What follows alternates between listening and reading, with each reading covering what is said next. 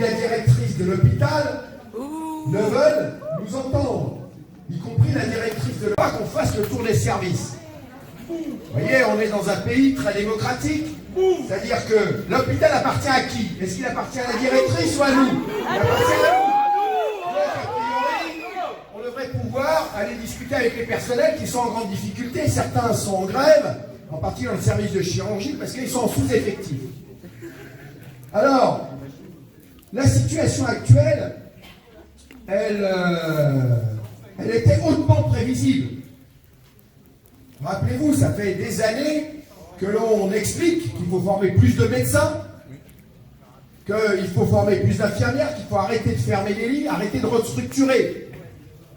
En 2019, bien avant la crise, nous étions dans la rue, syndicales, collectifs, pour dire que c'était assez simple, on avait 3 revendications: des effectifs supplémentaires, des augmentations de salaire et l'arrêt des fermetures de lits. C'est assez simple. C'était avant la crise Covid.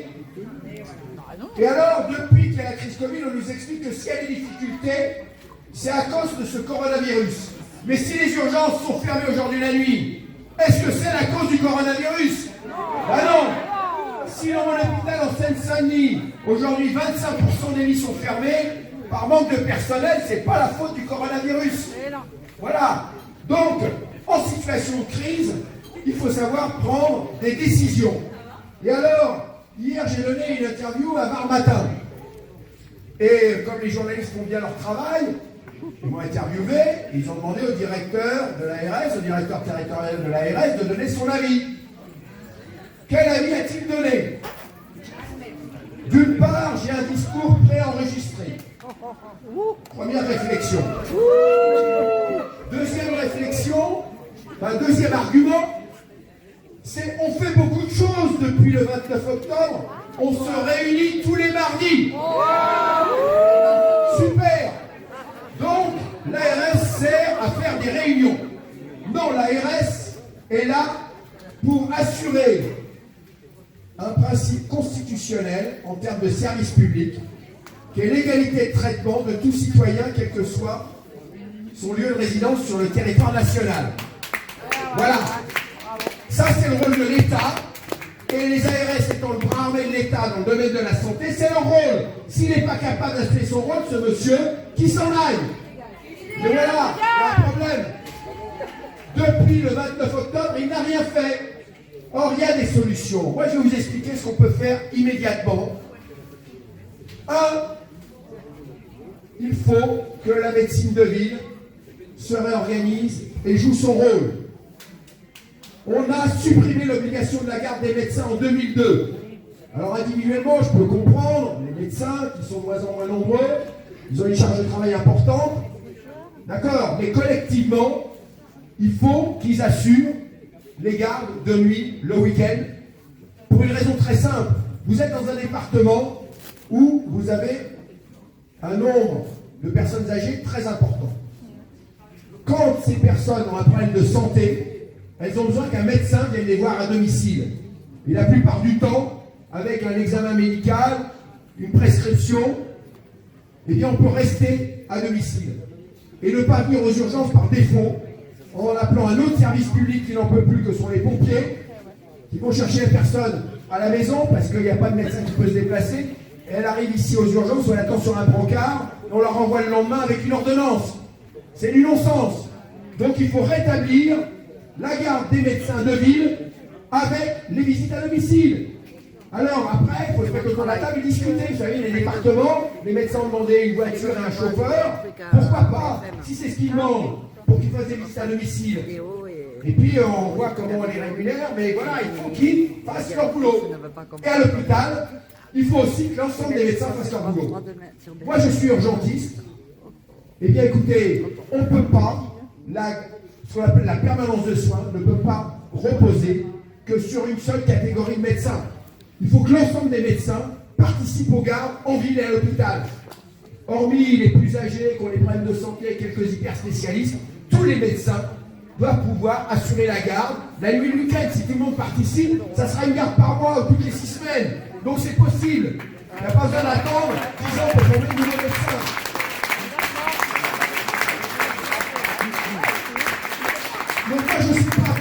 qu'il y ait une réquisition préfectorale, ça serait brutal.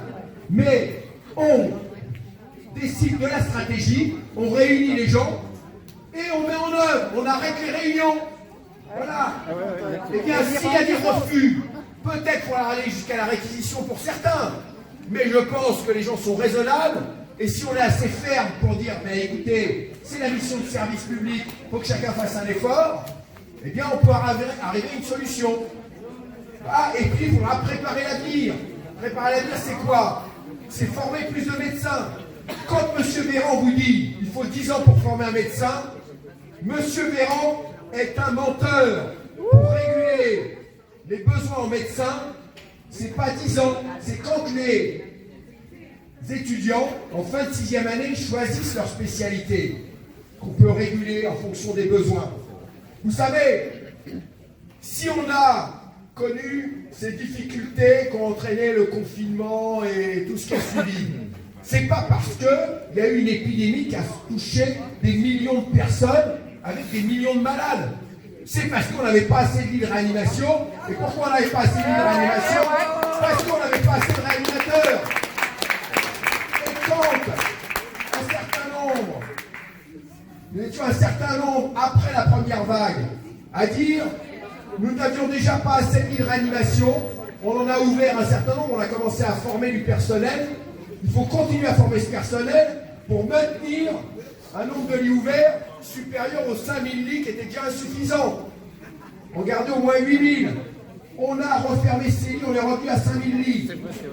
Eh bien, deuxième vague, troisième vague, on a été encore en situation de catastrophe. La définition de la catastrophe, c'est que les moyens sont insuffisants pour répondre à la situation. Voilà, donc on n'a pas pris les bonnes décisions.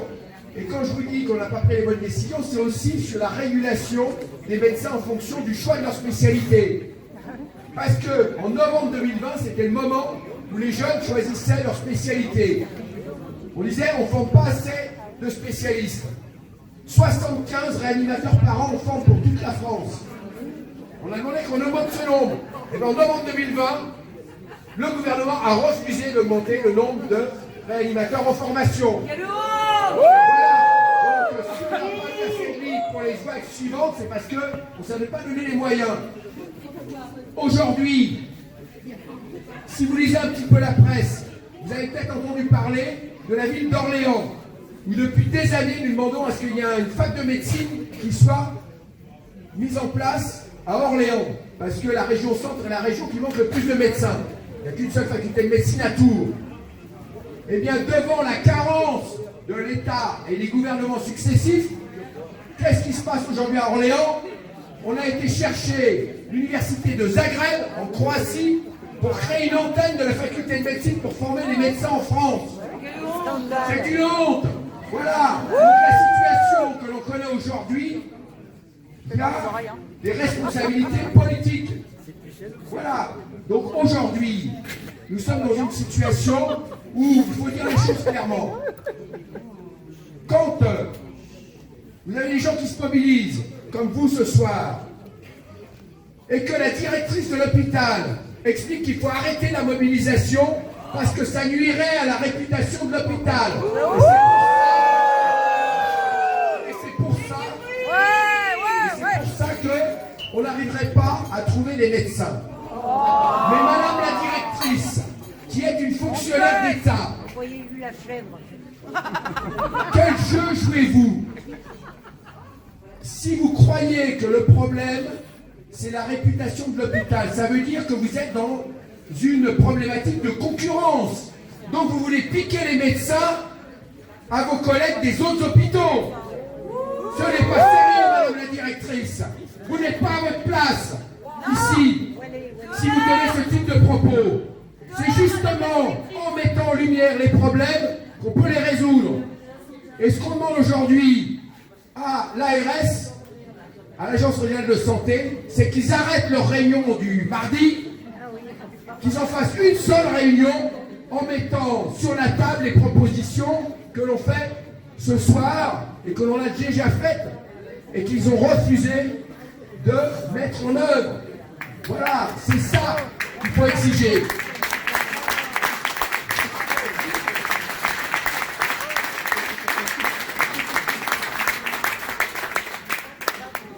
Et j'en ai pas fini à ceux dont je veux refaire le costume. Parce qu'il y a aussi les politiques. Le maire d'une ville est président de la commission de surveillance. Alors ce n'est plus un conseil d'administration, c'est une commission de surveillance. Mais donc c'est fait pour surveiller. Et quel est le rôle d'un élu local? C'est de s'assurer qu'effectivement la population qui l'a élu puisse bénéficier des services indispensables. C'est pas lui qui gère l'hôpital, mais c'est un représentant politique. Il y a aussi des députés. Et donc, ils ont aussi un ministre qu'ils peuvent aller voir. Moi, je peux vous dire que quand un maire, président de la commission de surveillance, d'une commission de surveillance, dit clairement qu'il n'est pas satisfait par les décisions qui sont prises par la direction d'un hôpital et par un directeur d'ARS, ça bouge au-dessus. Voilà. Et donc, c'est pas simplement aller au ministère comme il l'a fait et dire je reviens avec 20 millions pour soi-disant une IRM ou je sais pas quoi. Ça, c'est le Ségur de la santé, il n'a rien réglé. Et c'est pas du pognon dont on a besoin. C'est de femmes et d'hommes pour faire fonctionner correctement cet hôpital. Et monsieur le ministre, et monsieur le président de la commission de surveillance, pourquoi vous laissez la directrice de l'hôpital des sous-effectifs dans les services, comme en chirurgie, où on applique des normes qui ne sont basées que sur des objectifs financiers, faire des économies. Ici, c'est une infirmière pour 15 malades. Quand on va dans des pays développés, comme en Europe du Nord, les normes, c'est une infirmière pour 7 ou 8 malades. La seule raison pour laquelle il y a ces normes, c'est parce qu'on gère la santé comme une entreprise et qu'il y a un budget qui est contraint et qu'il faut faire des économies, pas des dépenses de santé, mais des économies sur le service public de santé. Ça ne les gêne pas qu'il y ait des cliniques qui se développent. Ça ne les gêne pas qu'il y ait Orpea. Ils sont arrosés. Voilà. Donc la question aujourd'hui, c'est de dire que le service de santé, le domaine de la santé et le médico-social avec les EHPAD, les établissements pour handicapés, a besoin de plus de moyens. Et ces moyens, on peut les trouver immédiatement. Immédiatement, eh bien écoutez, pour payer la crise et pour relancer les équipements, les embauches dans les services publics, eh bien c'est simple. Si on ne prend pas tout, mais on prend tout ce qui est au-dessus des bénéfices qui ont été faits avant la crise et faits aujourd'hui par les entreprises. Et là, il n'y a plus de crise, on a des moyens pour embaucher, on a des moyens pour équiper les hôpitaux et pour pouvoir répondre aux besoins de la population. Et je voudrais terminer, parce qu'on a la veille d'échéance électorale et c'est important de savoir ce qu'on veut pour l'avenir. Parce que c'est maintenant qu'il faut choisir. Est-ce que la santé relève du service public ou du secteur marchand? Il va falloir faire un choix aujourd'hui. Et Orpea nous a montré qu'il faut exclure du secteur privé à but lucratif toutes les entreprises qui ont investi ces dernières années dans les EHPAD, dans les cliniques, etc. La santé doit relever exclusivement du secteur à but non lucratif, c'est-à-dire le secteur public ou le secteur associatif. Et on exclut toutes les activités privées à but lucratif. Ça nécessite un seul décret. Il n'y a pas besoin de révolutionner, il n'y a pas besoin de parler de nationalisation. C'est plus d'agrément sécurité sociale, plus 1 euro de notre argent, puisque ce sont nos cotisations sociales, l'argent de la sécurité sociale, plus 1 euro pour les entreprises privées à but lucratif. Ce d'autant que, si on prend le plus grand groupe de cliniques en France, et vous en avez une ici dans votre ville, le groupe Elsan, ce groupe était jusqu'à il y a peu de temps la propriété d'un fonds d'investissement anglo-saxon, CVC Capital Partners. CVC Capital Partners siège opérationnel à Londres, siège fiscal au Luxembourg. Alors vous savez, ils investissent, ils restructurent, ça fait augmenter le prix des actions, ils revendent, ils encaissent leurs bénéfices. C'est ce qu'ils viennent de faire il y a 1 an. Et ils ont été remplacés par de bons investisseurs français. Le groupe Elsan, quand vous allez dans le groupe Elsan et que vous payez la chambre à 80 €, les dépassements d'honoraires et tous les services annexes, qui se fait du pognon aujourd'hui? La famille Bettencourt qui a investi dans le groupe Elsan et les assurances AXA. Voilà. Donc aujourd'hui, il faut être clair. Plus d'agrément sécurité sociale pour les établissements privés à but lucratif. Voilà, ça c'est la première chose. Et la deuxième chose, eh bien, c'est d'où vient l'argent. Eh bien, l'argent, il va venir de la sécurité sociale et on n'a pas besoin d'assurance maladie complémentaire. On a besoin de la sécurité sociale, collecteur unique de cotisation, payeur unique.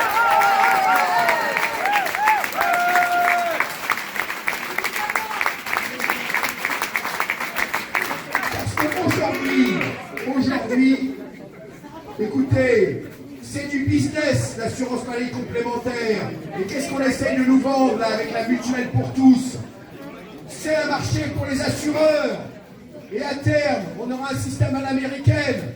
C'est-à-dire il restera une sécurité sociale minimale, la CMU, pour les pauvres, et pour les autres, eh bien, il faudra prendre une assurance privée et aller dans des cliniques privées. Eh bien, c'est pas ce qu'on veut. Et c'est pour ça qu'on est là. Et on veut effectivement que l'État remplisse sa mission de service public pour assurer ce que je vous ai dit, le fait qu'on refuse, quand on habite à Draguignan, d'être moins bien traité que quand on habite à Nice ou à Marseille. On a le droit aux mêmes services de santé parce qu'on paye les mêmes impôts, on vit dans le même pays, il y a la même sécurité sociale pour tout le monde.